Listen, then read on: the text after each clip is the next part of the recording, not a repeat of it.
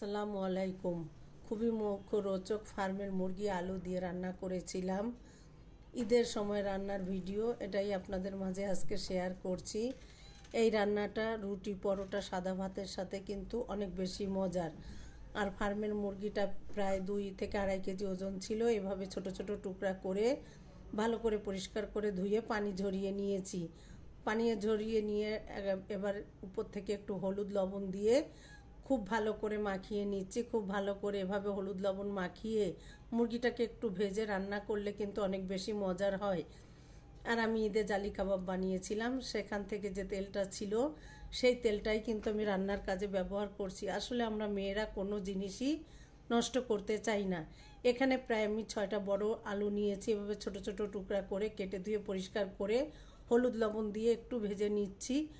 খুব বেশি ভাজবো না, 5 থেকে 7 মিনিট টেপিট করে ভেজে নিয়ে এখান থেকে কিন্তু আমি খিচুড়িতেও দিব, তাই একসাথেই কিন্তু আমি আলুগুলো ভেজে নিয়েছি। এখান থেকে আমি উঠিয়ে নিয়ে এবার এই একই তেলের ভিতরে কিন্তু আমি যে মুরগিটাকে মাখিয়ে রেখেছিলাম এক এক করে এই মুরগিগুলো সব দিয়ে দিলাম। দিয়ে এবার এপিট ওপিট করে মুরগিটাকেও ভেজে নিব। আর এভাবে ফার্মের মুরগিটা ভেজেই কিন্তু ভুনা করি, আর আলু দিয়ে রান্ধি। আমি এভাবেই ভেজে নিয়ে রান্না করি। খুব বেশি ফার্মের মুরগি খাওয়া হয় না, 2-1 বার যদি খাওয়া হয় তাহলে এভাবেই আমি রান্না করি। এবার মুরগিটাকে ভেজে আমি তুলে নিয়েছি। এখানে প্রায় 1 কাপ পরিমাণ পেঁয়াজ কুচি দিয়ে দিলাম, দিয়ে একটু ভেজে নিচ্ছি। হালকা লাল বেরেস্তা হয়ে আসলে, খুব বেশি ভাজবো না, একটু নরম হয়ে আসলে আমি 2টো তেজপাতা ধুয়ে এখানে ছিঁড়ে দিয়ে দিলাম। দিয়ে একটু নাড়াচাড়া করে নিচ্ছি। নিয়ে এখানে আমি দিয়ে দিচ্ছি 4 টেবিল চামচ পরিমাণ আদা রসুন বাটা।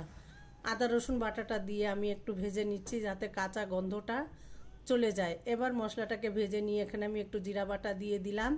এক এক করে এবার আমি গুঁড়া মশলাগুলো অ্যাড করব। স্বাদ মতো লবণ দিয়ে দিলাম, হলুদের গুঁড়া দিয়ে দিলাম 1.5 টেবিল চামচ পরিমাণ। ঝালটা আমি একটু ঝাল রান্না করব, একটু বেশি দিয়েছি, আপনারা আপনাদের স্বাদ অনুযায়ী দিবেন। ধনিয়ার গুঁড়া দিয়ে দিলাম, দিয়ে দিয়েছি ভাজা জিরার গুঁড়া। এবার অল্প অল্প পানি দিয়ে মশলাটাকে খুব ভালো করে কষিয়ে নিচ্ছি উপরে তেল ফুটে আসা পর্যন্ত। এবার আগে থেকে যে মুরগিটা ভেজে রেখেছিলাম, মুরগিটা আলুটা আমি এখানে দিয়ে দিলাম। দিয়ে খুব ভালো করে মশলার সাথে কষিয়ে নিচ্ছি। খুব ভালো করে কষানো হয়ে গেলে একই সাথে আমি আলু আর মুরগিটাকে কষিয়ে নিয়ে এখানে আমি পানি দিয়ে দিচ্ছি। এখানে ঝোলটা আমি একটু বেশি রাখবো, যেহেতু পরোটার সাথে কোরবানির দিন সকালে পরিবেশন করেছিলাম, এই জন্য আমি ঝোলটা একটু বেশি করে দিয়ে দিলাম। দিয়ে এবার সমস্ত উপকরণ সিদ্ধ হয়ে আসা পর্যন্ত অপেক্ষা করছি। আর ঢাকনা দিয়ে 15 থেকে 20 মিনিট জাল করে নিয়েছি। মিডিয়াম টু লো আছে আমার চুলা ছিল। এর মাঝে আমি 2 বার কিন্তু নাড়াচাড়া করে দিয়েছি।